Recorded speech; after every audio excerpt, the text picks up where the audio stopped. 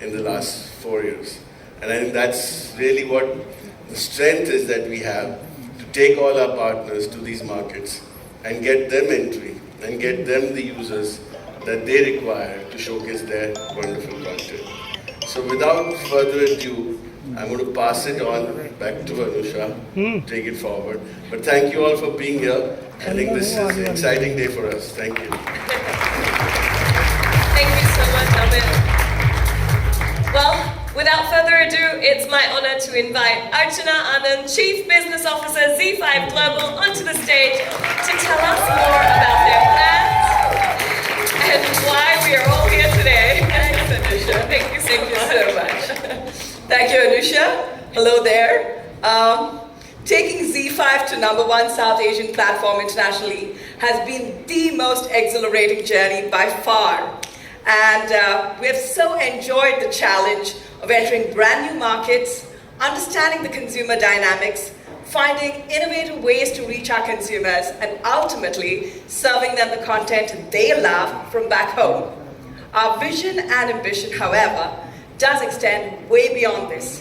ZEE5 Global is today uniquely positioned to solve for some of the more compelling challenges faced by our consumers and the industry, while also leading the charge on championing South Asian content globally. We do aspire to make ZEE5 Global the single point destination for all of South Asian entertainment. We're also very invested in helping to change the narrative of the global South Asian, and while doing so, being at the forefront of South Asian content going mainstream. Content and consumer. While the initial rationale for getting into streaming was mainly to distribute one's content to a wider audience. Today, with the skyrocketing cost of content and customer acquisition and the huge problem of churn, the sustainability of this model is being called into question. The demand side has its own challenges. With the proliferation of streaming platforms, consumers are experiencing subscription fatigue. The average US consumer, for example, has about 3 streaming services, and a huge proportion of them have nearly 5. It gets even more complicated for the diaspora consumer. Beyond the 250 plus streaming services in the US, they have to deal with more than 30 South Asian platforms, which means way more confusion, insane costs.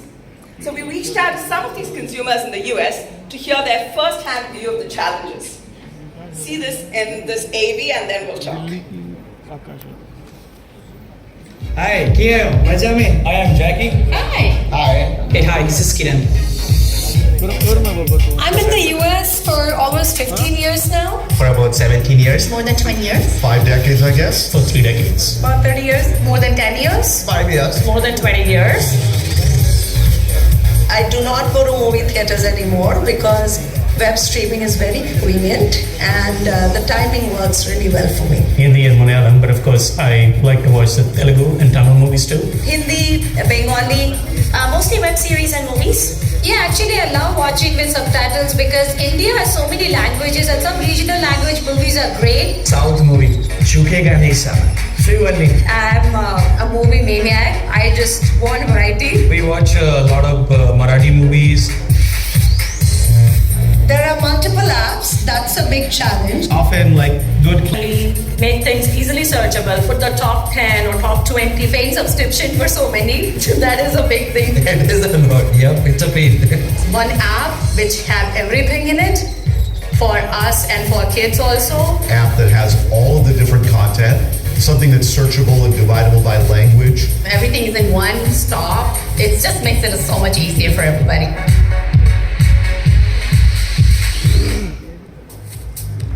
So I have to promise you we didn't tutor them. Those were real videos shot with genuine questions asked. So how is all of this impacting streaming? With viewers struggling to discover, manage, access, and pay for content, the industry at large is seeing reduced engagement and increasing churn. It's even tougher when you cater to a niche segment.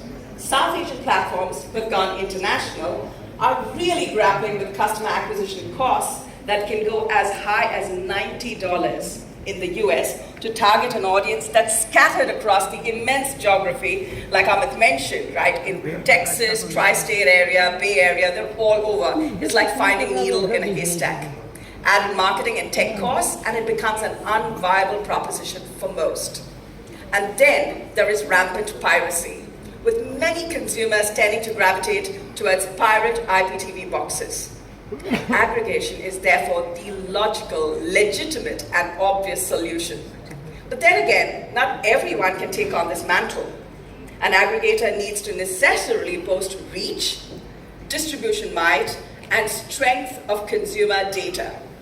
This is where ZEE5 Global has a unique advantage. We already have the largest reach to the South Asian cohort, as you saw in our journey video. We already aggregate 250,000 hours of content across 12 key languages.